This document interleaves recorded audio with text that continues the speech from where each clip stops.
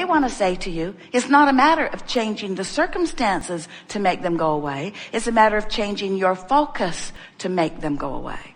In other words, what the negative emotion that you feel is, what it is and what it only is and what it only ever is and what it only ever has been and what it only ever will be.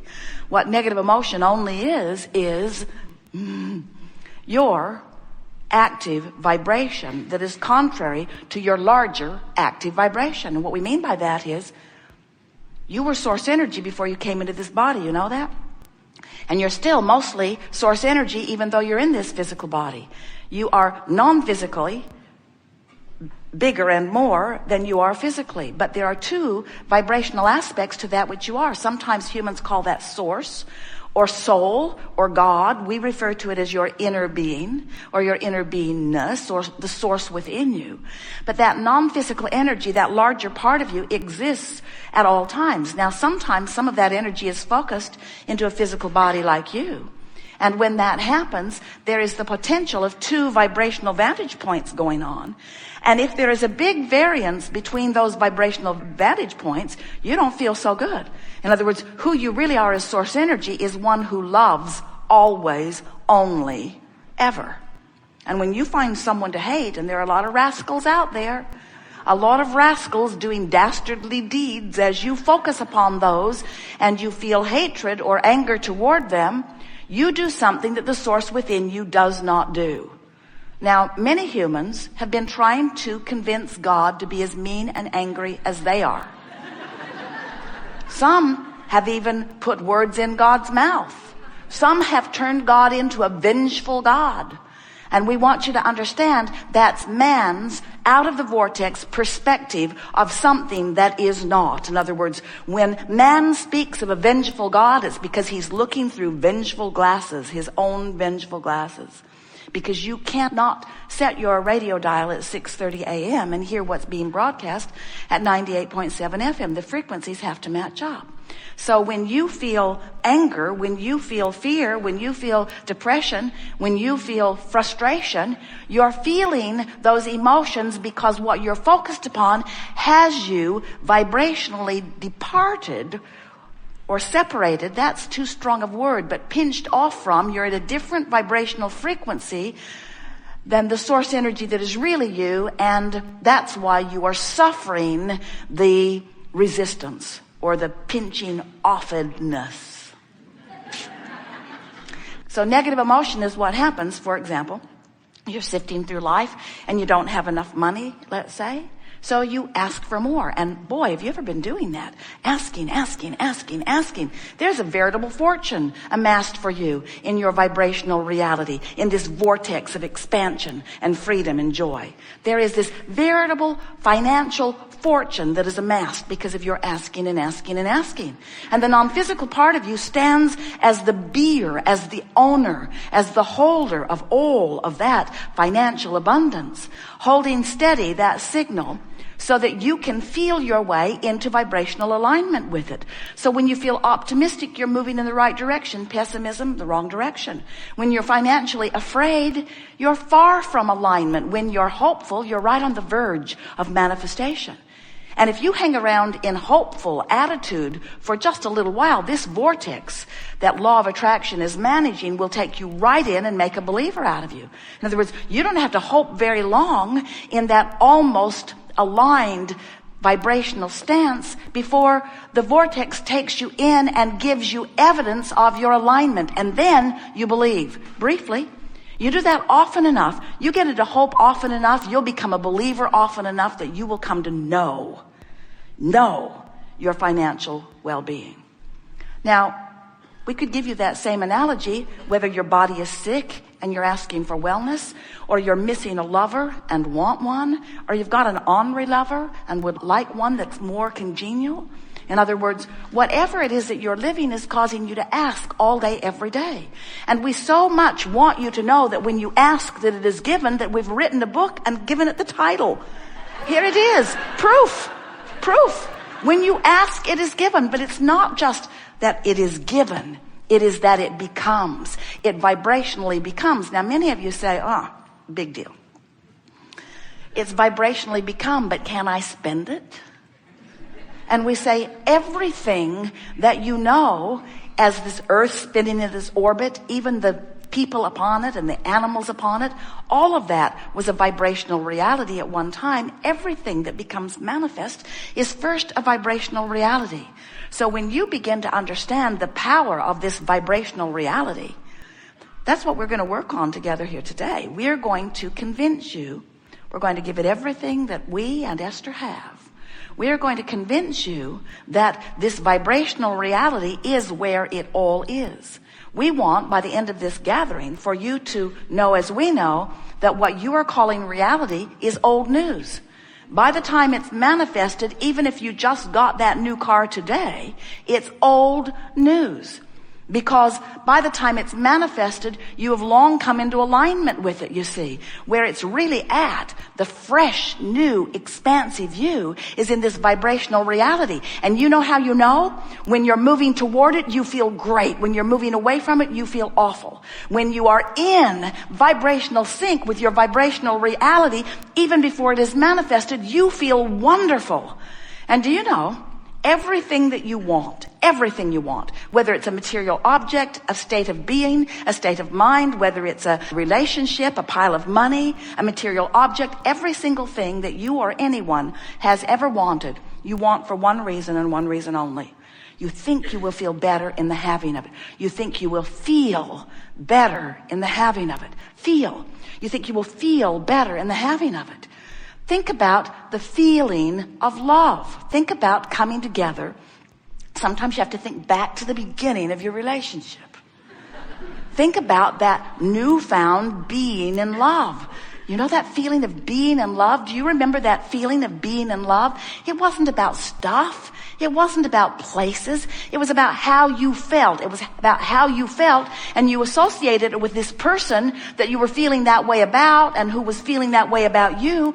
But it was a vibrational state. It was alignment. You were just using that relationship and that person as your excuse to line up with who you are. And that feeling of in love is you lining up with who you are. That's the feeling of passion. That's the feeling of eagerness. That's the feeling of joy. That's the feeling of love. That's who you are, and that's how you're supposed to feel. That's how you optimally do feel when there is not active resistance within you in any point in time. We are eager to talk with you about anything that is important to you. We'll talk about law of attraction all day today. Mostly, we're going to talk about this vortex. We're going to talk about this vibrational reality where everything that you've become and all cooperative components to all of that have already been assembled. And we're going to convince you, or do our best to do so, that this now reality that you hold so much stock in is really barking up the wrong tree. We want to convince you that if you will look forward, if you will feel forward, the thing that makes that a little bit of a hard sell for our physical human friends is that when you are deciphering your physical world, you use your eyes and your ears and your nose and your fingertips and your tongue. In other words, you smell it, you see it, you hear it, you feel it, you devour it with all of your physical senses. It's tactile and it's real, and you agree upon so much of what you're experiencing. We know it's vivid and it's enticing and it's delicious, and you came to experience all of that. And when we talk about the vibrational reality, you can't see in there. You can't hear in there. In other words, you can only feel in there. Sometimes you leave this gathering and your friends say, "How was it?" And you say, "It was great." They say, "Was it worth the drive? Was it worth the flight? Was it worth the price? What went on there?" And then you say, "Well, I have to admit, it was a little odd." There's this man who calls his wife Abraham. It starts there. And she stands on the stage and points at some invisible place and insists that it's the vortex and that everything we want is in it. And I looked, I didn't see.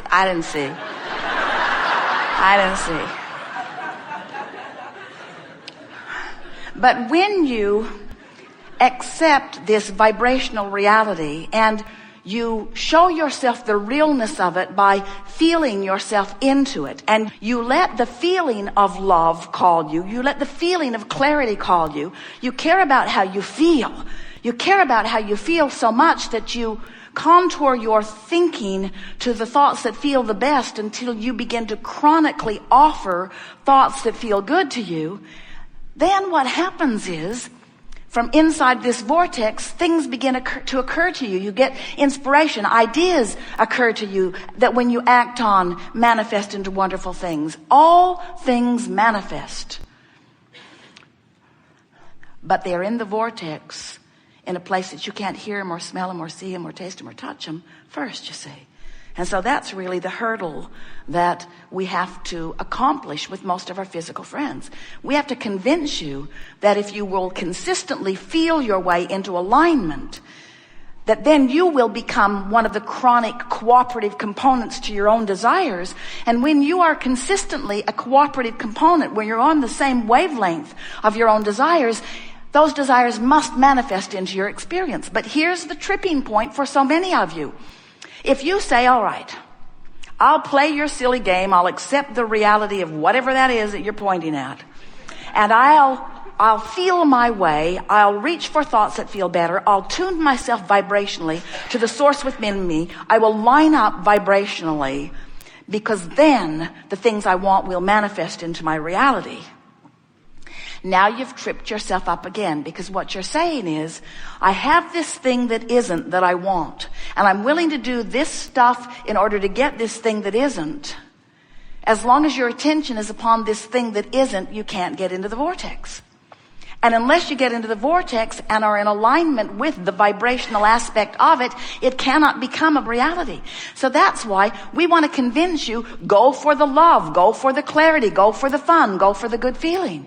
You are all day, every day sifting through life. When someone's rude, you want them to be nicer. When you've got a biological problem on your planet, you want improvement. When you are stiff and sore in your body, you want to be limber and good feeling. When you feel bound up, you want to be free. When you are confused, you want to have clarity. When you don't have enough money, you want more money. All day, every day, you're sifting and sorting and becoming and becoming and becoming and becoming and becoming and becoming and becoming and becoming. And the larger part of you has become it and is holding a steady vibrational beam for you.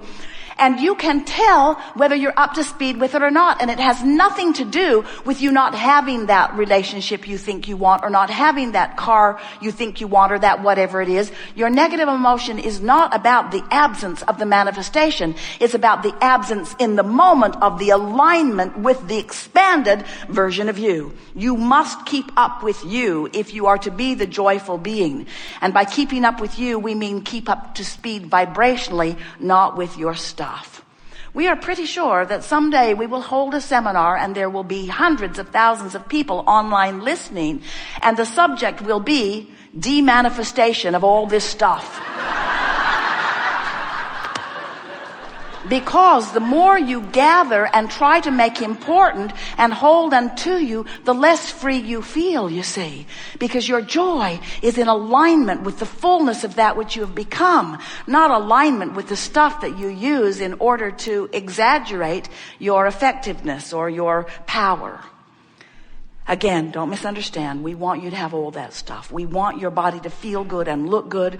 We want your manifestations to be beautiful and please you. But we want you to know the manifestations will never be enough to please you. And even the manifestations that you gather will never be enough, because that's looking for love in all the wrong places. What you're looking for is alignment with the new idea you just hatched.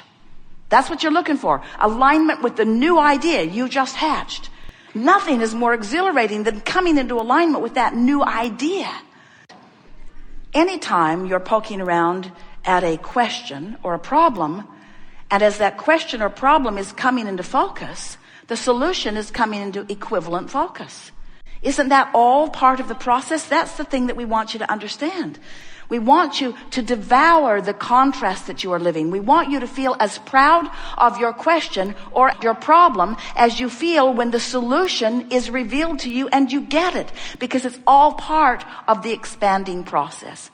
We just want to point out to you one small thing, and that is, so many of our human friends have made a career out of the problem. You make a career out of being out of the vortex. We want to summon you into the vortex where the solutions can